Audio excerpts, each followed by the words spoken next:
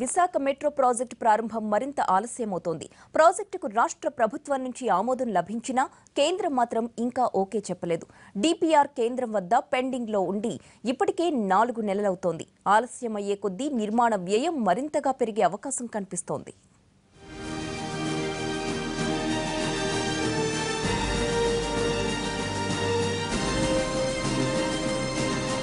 కేంద్ర ప్రభుత్వం ఏపీకి సంబంధించిన ప్రాజెక్టులపై తీవ్ర నిర్లక్ష్యం చూపిస్తోంది. ఆంధ్రప్రదేశ్కు ప్రత్యేక హోదా ఇస్తామని ఇవ్వకుండా జాప్యం చేస్తోంది.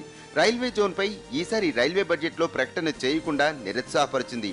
ఇప్పుడు విశాఖలో మెట్రో రైలుకు నిధులు విడుదల చేయటం లేదు. దీంతో విశాఖ నగరంలో మెట్రో పనుల ప్రారంభానికి మరింత జాప్యం జరుగుతోంది. 2018 నాటికి ఒక కారిడార్ను అందుబాటులోనికి తీసుకురావాలని రాష్ట్ర ప్రభుత్వం భావిస్తున్నా కేంద్రం నుంచి అనుమతుల మంజూరులో జాప్యం జరుగుతోంది.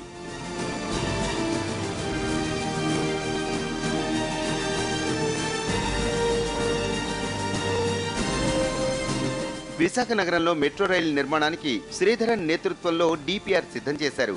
పాతగాజువాక నుంచి మధురవాడ, గురుద్వార నుంచి పాత పోస్టాఫీసు, తాటిచెట్లపాలెం నుంచి పార్క్ హోటల్ వరకు 3 కారిడార్లను నిర్మించేందుకు నిర్ణయించారు. దాదాపు 42 కిలోమీటర్ల దూరం మెట్రో రైలు ప్రాజెక్టుకు 12,192 కోట్ల రూపాయలు ఖర్చవుతుందని నిర్ణయించారు. రాష్ట్ర ప్రభుత్వం కూడా దీన్ని ఆమోదించి కేంద్రానికి నవంబర్లోనే పంపింది. అయితే నేటికి కేంద్రం నుంచి సానుకూల స్పందన లేదు. ఎన్నికలు రాజకీయ ప్రాధాన్యత ఉంటేనే కేంద్ర ప్రభుత్వం పట్టించుకుంటుంది, లేకపోతే పట్టించుకోదు అనేటువంటిది వారు ఇప్పటి వరకు కూడా ఈ 20 మాసాల యొక్క వారి చరిత్ర ఎవరికైనా అర్థమవుతుంది. అందుకని ఆంధ్రప్రదేశ్కి మెట్రో రైలు ఉండదు, రైల్వే జోన్ ఉండదు, ప్రత్యేక హోదా అంతకంటే ఉండదు. ప్రభుత్వం పట్టించుకునేటువంటి పద్ధతిలో లేదు. అందుకనే ఆంధ్రప్రదేశ్ ప్రజానీకానికి విడిపోయిన తర్వాత మనం చాలా తీవ్రమైనటువంటి ఇబ్బందులు ఎదుర్కొంటున్నాం. కానీ ఆశల పల్లకిలో చంద్రబాబు నాయుడు గారు ఊగిస్తున్నారు, కానీ ఒక్కటి పని కావడం లేదు. అన్ని సినిమాలు చూపించి కాలక్షేపం చేస్తున్నారు. ఆ ఈవెంట్ మేనేజ్మెంట్ ద్వారానే వారు కార్యక్రమాలన్నీ సాగుతున్నాయి. అందుకని ప్రజా సమస్యలు ఏ ఒక్కటి పట్టించుకునేటువంటి పద్ధతిలో రాష్ట్ర ప్రభుత్వం వ్యవహరించడం లేదు. అందులో భాగమే మెట్రో రైలు అయినా, స్మార్ట్ సిటీ అయినా, ప్రజా సమస్యలైనా ఆ రకంగా ప్రభుత్వం నిర్లక్ష్యం చేస్తుందని సిపిఎం పార్టీ భావిస్తుంది. దేశంలో ఢిల్లీ, బెంగళూరు, కోల్కతా, చెన్నై మెట్రో ప్రాజెక్టులన్నింటికీ జపాన్కు చెందిన జైకానే రుణ సాయం అందిస్తోంది. విశాఖలోని మెట్రో ప్రాజెక్టుపై జపాన్, దక్షిణ కొరియా సంస్థలు ఆసక్తి కనబరచగా జైకా ఆర్థిక సహాయం అందించేందుకు ముందుకు వచ్చింది. అయితే దీనిపై ఇంకా కేంద్రం నుంచి ఆమోదం రావాల్సి ఉంది.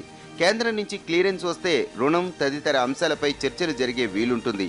జైకా సంస్థ తక్కువ వడ్డీకి రుణం ఇస్తుండటంతో వీలైనంత ఎక్కువ మొత్తం అప్పు తీసుకోవాలని చూస్తున్నారు. విజయవాడ మెట్రో ప్రాజెక్టుకు రుణం అందించేందుకు కూడా జైకా సంస్థ ముందుకొచ్చింది.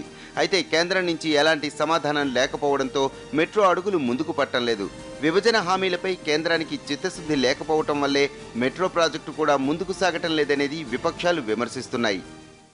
చట్టంలో పొందుపరిచినటువంటి అంశాలని వేటిని అమలు జరపడం లేదు. చాలా స్పష్టంగా రైల్వే జోన్ ఇవ్వాలనేటువంటిది అందులో ఉంది. కానీ రైల్వే జోన్ ప్రతిపాదన కూడా చేయడానికి కేంద్ర ప్రభుత్వం సిద్ధంగా లేదు. ఇలాంటి పరిస్థితుల్లో 2 మెట్రోలు గురించి చర్చ వస్తోంది. విజయవాడ మెట్రో ఒకటి, అంటే రాజధాని ప్రాంతం మెట్రో ఒకటి, విశాఖపట్నం ప్రాంతంలో మెట్రో ఒకటి.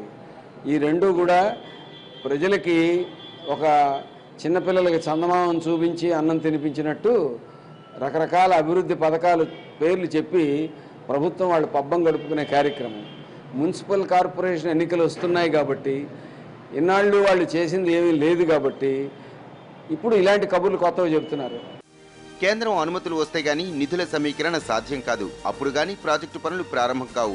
ఆ తర్వాత భూసేకరణ చేయాల్సి ఉంటుంది. పేపర్ వర్కే ఇంత ఆలస్యం అవుతుంటే ప్రాజెక్టు పనులు ఎప్పుడు పూర్తవుతాయో, విశాఖలో మెట్రో ఎప్పుడు పరుగులు పెడుతుందోనని పెదవి విరుస్తున్నారు స్థానికులు.